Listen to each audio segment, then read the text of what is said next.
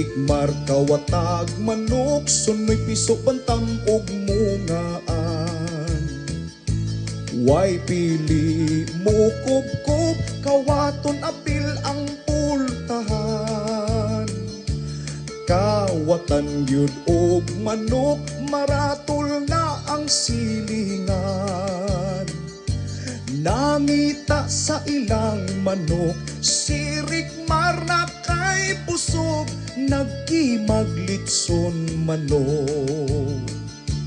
Gikawat ang sunoy, ang tag-iya manari ay. Sunoy nga sige kadaog, hinungdan nga nakabalay.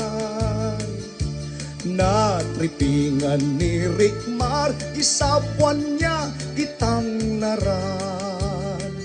Ang tag-iya kay nangita, si Rikmar sige lakima, nabilin kay isulra. Nadakpan si Rikmar, gidala sa prisuhan. Magbagong buhay na daw siya, mao kini ang saad niya. Nakagawas na sa silda, ug ning pauli na siya. Nakadungog og tugtuga og liog sa manok kay giluglog, adobo nga na ay itlog. Di man ako anakol. Gikawat ni Rikmar ang manok sa mamarangay. Niburot iyang tiyan, kumpiyansa sa gikawatan. Nangayo og pasinsya, isugo ra daw sa iyang mama.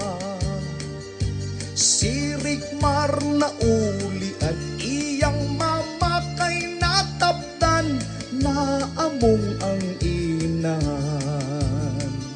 Apan kini kay kontentra, si Rikmar buutan na.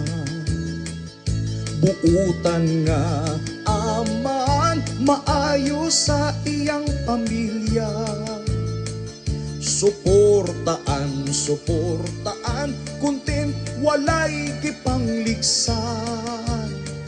Dili pariha sa uban, mangitag kasumpagay, ang uban bastusanay.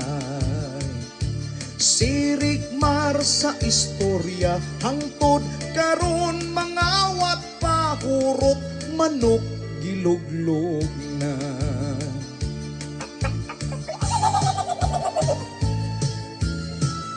Dili man tokol.